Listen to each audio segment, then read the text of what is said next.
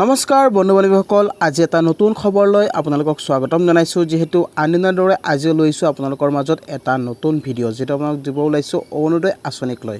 তো অৰুণোদয় আঁচনিক লৈ যিহেতু ক'ব খুজিছোঁ, অৰুণোদয় আঁচনিৰ কিস্তি এতিয়াও লাভ কৰা নাই বহুতো হিতাধিকাৰী। তো কিয় লাভ কৰা নাই মহিলাসকলে অৰুণোদয় কিস্তি?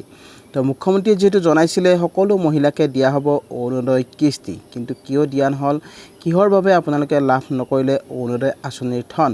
তো তাৰ কাৰণে আপোনালোকে কি কৰিব লাগিব আজিৰ এই ভিডিঅ'টোত মই আলোচনা কৰিব গৈ আছোঁ। তো গতিকে ভিডিঅ'টো কোনো স্কিপ নকৰিব, শেষলৈকে চাই থাকিব।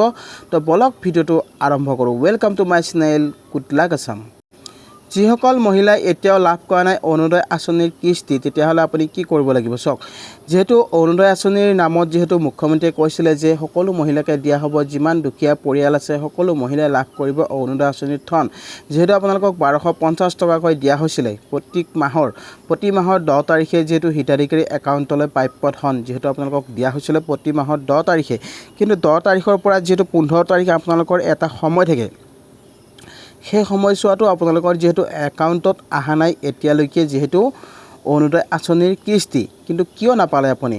তো আপোনাৰ একাউণ্টটো আপুনি ভেৰিফাই কৰি চাইছিলেনে? আপোনাৰ বেংকলৈ আপুনি গৈছিলেনে? যদি আপুনি বেংকত যোৱা নাই, এবাৰ আপুনি বেংকত আপুনি জনাওক। আপুনি বেংকৰ মিনি ষ্টেটমেণ্টটো এবাৰ আপুনি চেক কৰক যে আপোনাৰ কি হৈ আছে। তো সেই প্ৰব্লেমটো আপোনালোকৰ কি প্ৰব্লেম হৈ আছে যিহেতু আপোনালোকে জানিব পৰা নাই, বা আপোনাৰ কিহৰ বাবে আপুনি লাভ কৰা নাই।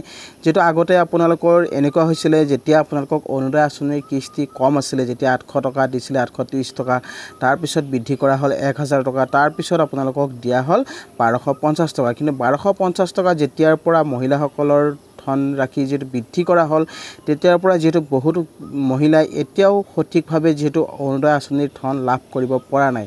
তো কিহৰ বাবে এনেকুৱা কৰা হৈছে? যিহেতু মুখ্যমন্ত্ৰীয়ে সদায় কৈ থাকে যিহেতু যিমান দুখীয়া পৰিয়াল আছে সকলো পৰিয়ালকে যিহেতু দিয়া হৈছে অৰুণোদয় আঁচনিৰ ধন। কিন্তু তাৰ পিছতো মহিলাসকলে যিহেতু তাৰিখ মতে যিহেতু একাউণ্টত লাভ নকৰে অৰুণোদয় আঁচনিৰ কিস্তি। যদি আপুনি তাৰিখ মতে যিহেতু অৰুণোদয় আঁচনি লাভ কৰা নাই, তেতিয়াহ'লে আপোনাৰ কিহৰ ভুলৰ বাবে এই সমস্যা হৈছে? তো আপোনাৰ একাউণ্ট ভেৰিফাই হোৱা নাই নেকি, বা আপোনাৰ একাউণ্টটো আপোনাৰ মোবাইল নম্বৰৰ লগত বা আপোনাৰ যিটো একাউণ্ট আছে বেংকৰ, সেই একাউণ্টটো আপোনালোকৰ KYC আপডেট কৰা নাছিলে নেকি, বা তেনেকুৱা ধৰণৰ সমস্যা হৈছে নেকি?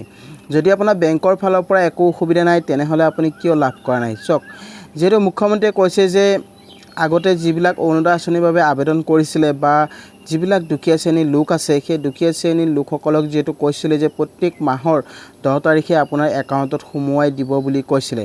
কিন্তু তাৰে মাজতে বহুতো হিতাধিকাৰীয়ে এতিয়াও প্ৰাপ্য ধন যিহেতু লাভ কৰা নাই। তো আপুনি যদি এজন মহিলা হয়, যদি অৰুণোদয় আঁচনি লাভ কৰে, তেনেহ'লে আপোনাৰ যদি এই সমস্যা হৈ আছে, তেনেহ'লে ইয়াৰ বাবে আপুনি অভিযোগ কেনেকৈ কৰিব? চাওক, অৰুণোদয় আঁচনিৰ যিহেতু যিসকলে পাইছে সেইসকলে পাই আছে, আৰু যিসকলে পোৱা নাই সেইসকলে এতিয়াও পোৱা নাই। তো তেনেকুৱা যিহেতু দেখিবলৈ পোৱা যায়। অৰুণোদয় আঁচনিৰ নামত যিহেতু বহুতো প্ৰব্লেম যিহেতু চলি আছে, তো তাৰে ভিতৰত যিহেতু বহুত দুখীয়া শ্ৰেণীৰ মাজৰ যিবিলাক মহিলা আছে, সেই মহিলাসকলৰ এই সমস্যা দেখিবলৈ পোৱা যায়।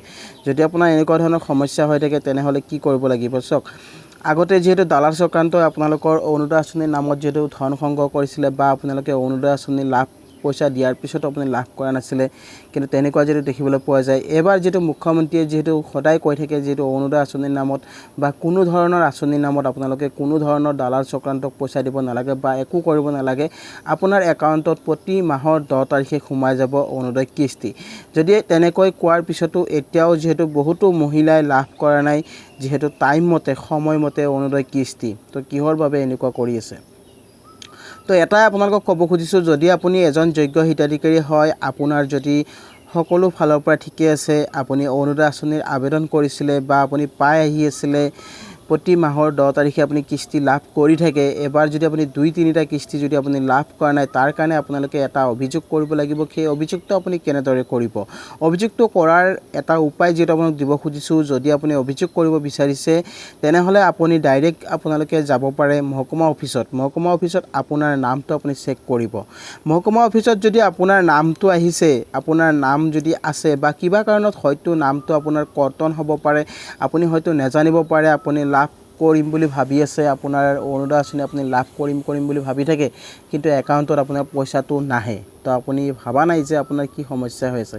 তো আপোনালোকক এটা যিহেতু মই ক'ব খুজিছোঁ এইটোৱে যে আপোনালোকক অনুৰোধ কৰিব খুজিছোঁ, যদি আপোনালোকে অৰুণোদয় আঁচনি লাভ কৰি আছে, যদি আপুনি এতিয়া পোৱা নাই 2-3 মাহ বা আপুনি কিস্তি লাভ কৰা নাই, তেনেহ'লে আপুনি এবাৰ অফিচত যাওক, গৈ আপোনাৰ যিটো বেনিফিচিয়াৰী আইডি আছে সেই বেনিফিচিয়াৰী নম্বৰটো আপোনাৰ লৈ যাব। অৰুণোদয় আঁচনিৰ যিটো বেনিফিচিয়াৰী নম্বৰটো আগতে যিটো আপোনালোকে অনলাইনতো আপোনালোকে চাব পাৰিছিলে, বা আজিকালি যিটো অনলাইন যিটো ছিষ্টেম আছে সেই ছিষ্টেমটো যিটো বন্ধ কৰি থোৱা হৈছে। যদি আপুনি অৰুণোদয় আঁচনি লাভ কৰিম বুলি ভাবিছে, তেনেহ'লে আপুনি এবাৰ অফিচত যাব, গৈ আপোনাৰ বেনিফিচিয়াৰী আইডিটো লৈ যাব।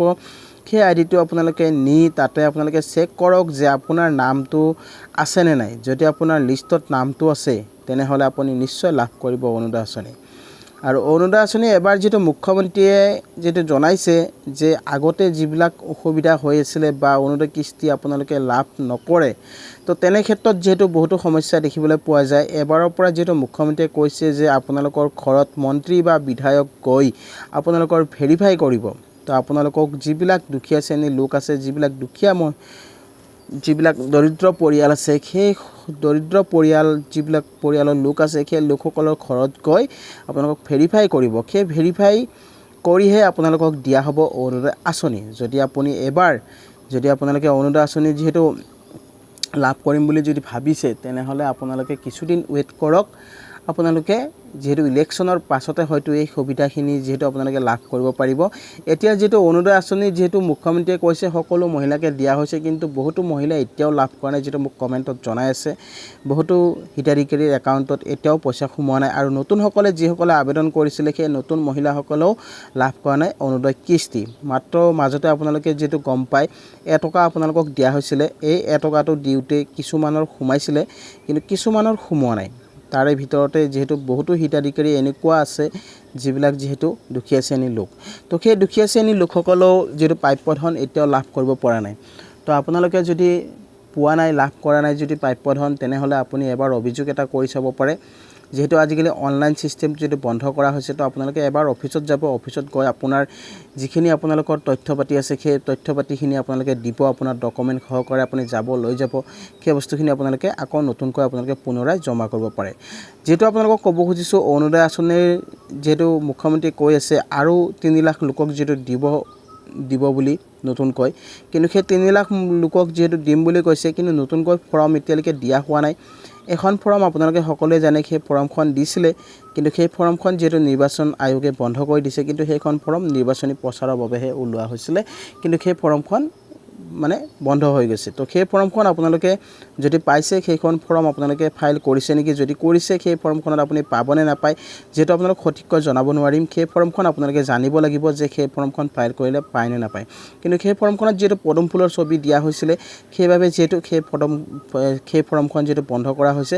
যদি আপোনাৰ যিটো আমাৰ অশোক চক্ৰৰ যিটো চৰকাৰী যিটো মোহৰ, সেই মোহৰটো যদি থাকিল হয়, তেনেহ'লে আপুনি নিশ্চয় লাভ কৰিল হয়। কিন্তু তেনেকুৱা ফৰ্ম যিহেতু অহা নাই, যদি আপোনাৰ ইলেকশ্যনৰ পিছত, ৰিজাল্টৰ পিছত যিহেতু আপোনালোকৰ নতুন এখন ফৰ্ম ওলাব পাৰে, সেই ফৰ্মখনত আপোনালোকে অৰুণোদয় আঁচনি নিশ্চয় লাভ কৰিব। আৰু এবাৰৰ পৰা যিহেতু মুখ্যমন্ত্ৰীয়ে কৈছে যে সকলো মহিলাকে দিয়া হ'ব, আৰু আপোনালোকক যিটো ইঞ্চুৰেঞ্চৰ সুবিধাও কৰি দিয়া হৈছে। যিসকল মহিলাই অৰুণোদয় আঁচনি লাভ কৰে, সেই অৰুণোদয় আঁচনি লাভ কৰা মহিলাসকলে ইঞ্চুৰেঞ্চৰ সুবিধাও লাভ কৰিব। আপোনালোকক এটা ফ্ৰী যিহেতু বীমা খুলি দিয়া হ'ব, সেই বীমাটোৰ জৰিয়তে আপোনালোকে দুৰ্ঘটনা হওক বা কিবা এক্সিডেণ্ট, আপোনাৰ মুৰব্বীজনে যিহেতু এই সুবিধা লাভ কৰিব পাৰিব। তো গাইজ, এইখিনি আপোনালোকক যিটো জনাব লগা আছিলে। যদি আপুনি অৰুণোদয় আঁচনি কিস্তি এতিয়াও লাভ কৰা নাই, তেনেহ'লে এবাৰ বেংকত যাব। বেংকত গৈ আপোনাৰ ষ্টেটাছটো আপুনি চেক কৰক যে আপোনাৰ পইচাটো সোমাইছে নেকি। যদি পইচাটো সোমোৱা নাই, তেনেহ'লে আপুনি এটা অভিযোগ কৰিব পাৰে। সেই অভিযোগ মতে আপোনালোকে এপ্লিকেশ্যন এখন লিখি আপুনি মহকুমা অফিচত জমা দিয়ক। নিশ্চয় আপোনালোকৰ যিহেতু প্ৰব্লেমখিনি হয়তো ছল্ভ হৈ যাব পাৰে। তো গাইজ, আই হোপ আপোনালোকে নিশ্চয় ভিডিঅ'টো বুজি পালে। তো আজিৰ ভিডিঅ'টোত আপোনালোকক এইখিনি জনাব লগা আছিলে। আৰু ভিডিঅ'টো চাই যদি আপোনালোকে ভাল পাইছে, তেনেহ'লে এটা লাইক আৰু শ্বেয়াৰ কৰি দিব নাপাহৰিব। আৰু লগতে মোৰ চেনেলটোত যিসকলে নতুনকৈ আহিছে, তো চেনেলটো ছাবস্ক্ৰাইব কৰি ৰাখিব, আৰু কাষত থকা বেল আইকনটো প্ৰেছ কৰি দিব, যাতে এনেকুৱা ধৰণৰ নতুন ভিডিঅ' আহিলে সকলোতকৈ আগত পাই থাকে। তো গাইজ, আজিলৈ ইমানে। জয় আই অসম।